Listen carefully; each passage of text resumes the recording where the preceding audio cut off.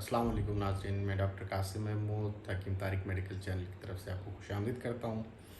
Subscribe के लिए request करूँगा, वीडियो अच्छी लगे तो लाइक कीजिएगा।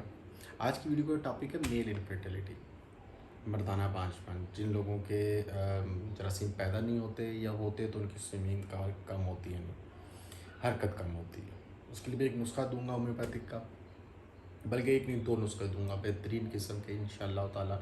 उसे इस्तेमाल करने से और इसमें तो रिपोर्ट सामने होती है, पता चल जाता है। तो बात को लंबा खींचे बगैर, देर किए बगैर सिंपल ये बता दूं कि ये जरासीम को प्रोड्यूस करेगा, पैदा करेगा और जो पहले से मौजूद और कमज़ोर हरकत में उनको ताकत देगा।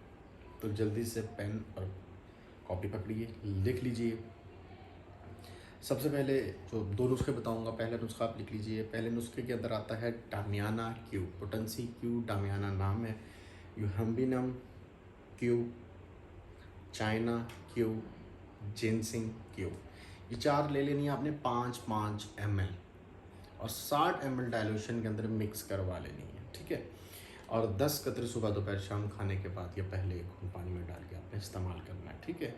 1 महीना 2 महीना इस्तेमाल करें, उसके बाद आप रिपोर्ट करा के चेक कर सकते हैं। पहली रिपोर्ट और दूसरी रिपोर्ट आमने सामने रख लें, आपको फ़र्क वाज़ह नज़र आएगा इंशाअल्लाह ताला। और अगर फ़ायदा हो तो भाई को दुआ में याद रखिएगा। और दूसरा एक और कम्बिनेशन बता देता हूँ, दोनों भी यूज़ कर सकते हैं, खाने से पहले खाने के बाद, ये दोनों में से कोई एक भी, दोनों यूज़ करें तो बेहतर है। दूसरे में डामियाना, लेकिन पोटेंसी 200 होगी, यूहम्बिनम 200, एसिड फॉस 200, एवनास्टेवा 200, इसमें पोटेंसी 200 है। इसमें भी 5-5 ml ले लें और साथ आप 60 ml डाइल्यूशन के अंदर मिक्स करके एक कंपाउंड बना के रख लें।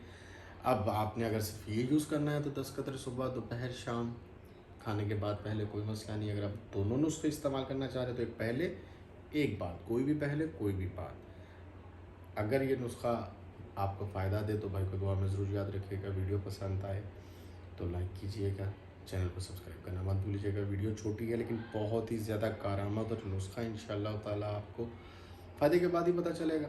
अपने के हिसाब से मैंने आपको बता दिया। शुक्रिया, अल्लाह हाफ़िज़।